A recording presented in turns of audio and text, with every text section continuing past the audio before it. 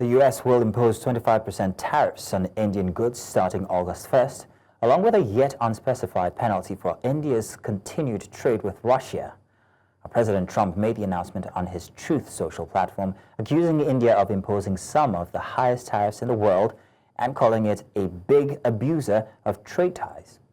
While the two nations had been negotiating a deal, key issues like agriculture and dairy remain unresolved. Trump also criticized India's purchase of Russian weapons and energy amid Ukraine war. India has yet to respond officially, though Commerce Minister Piyush Goyal recently said talks are making fantastic progress. The U.S. currently runs a $45.8 billion trade deficit with India. And joining us on the news now to share more light on this is geopolitical analyst Yemi Fajemisin. He joins us from Glasgow in the UK. Yemi, you're welcome. Thank you very much for joining us this evening. President Trump has announced 25% tariffs and an added penalty on India. How do you think this will impact India? I mean, U.S. trade relations, well, especially with negotiations ongoing. Yeah, thank you for having me, Mazino. When it comes to trade, two things matters: the size of the market and the proximity of the market. Now, the U.S. has got an advantage because it's the largest trade market on the planet. So that's one reason why President Trump is thought he's got his own way to force people to the negotiating table to do deals with them. Now, in terms of impact here, it does happen that the U.S. happen to be India's largest export market. So we open at some point, some deal could be done. If not, we could be seeing India severely impacted. The impact could be in the lines of the agricultural sector in India, because more than half of the Indian population work in the agricultural sector. So it's a big deal there, it's huge. And we also have sectors we also have things like electronics that could be impacted. So we have iPhones, we have tablets that have been, electronics being assembled in India that could be subjected to all these tariffs. So in the long run, if no deal is done, we could be seeing an impact in the growth forecast of India itself. So India, I think they got a good forecast of growth in the coming future. So not doing a deal with the US now could impact that growth forecast. And that won't be good for the Indian government. So it's a big deal. So Trump criticized India's continued purchase of Russian energy and military equipment. How significant do you think this is in the context of U.S. foreign policy and the Ukraine conflict? Right, that's a good one, because there's two things here we need to look at. So when Trump has done that, first, because we know President Trump is a transactional president, and we also know that India buy quite a lot of arms and gas from Russia.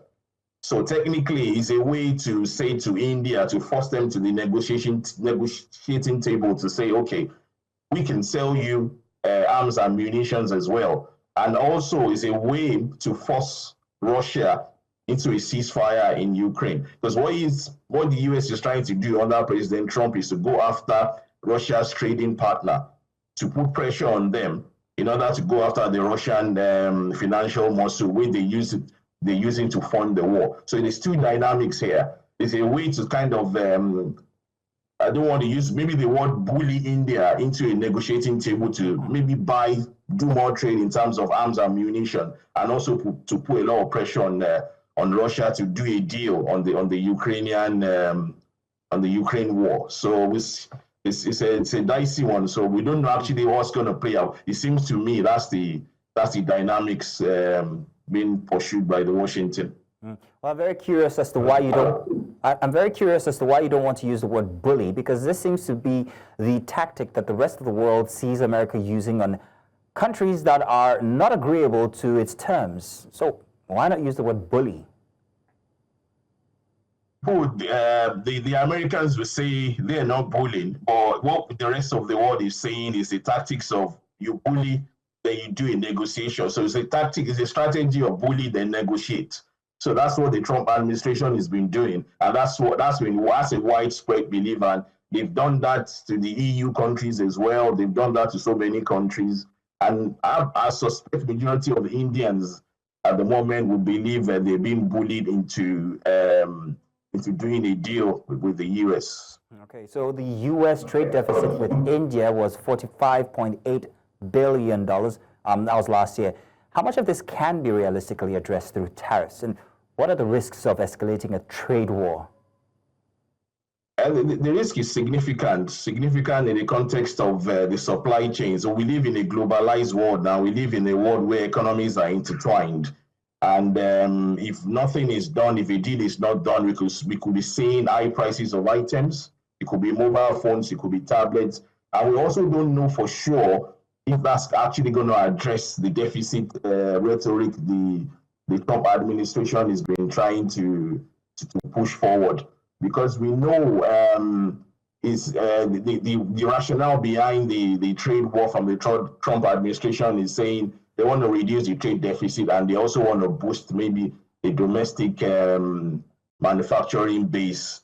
And experts have put forward so many narratives to say that we should be cautious more on that. It's much more complicated than that. Because we're doing a trade war doesn't mean it's going to boost the manufacturing, the local manufacturing, because it's misguided in the context of automation. Many years ago, if you do like a protectionism stuff we're seeing now, we could see so many low-skilled people working in the manufacturing base. But what we have now, because of the AI and automation, because we're doing protectionism doesn't necessarily mean it's going to boost the local manufacturing base.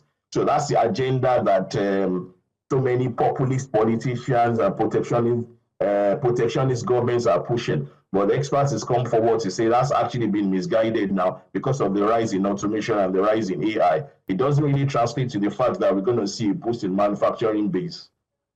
Well, Yemi, I want to say thank you very much for joining us for your contribution to that conversation. Thank you very much, Yemi.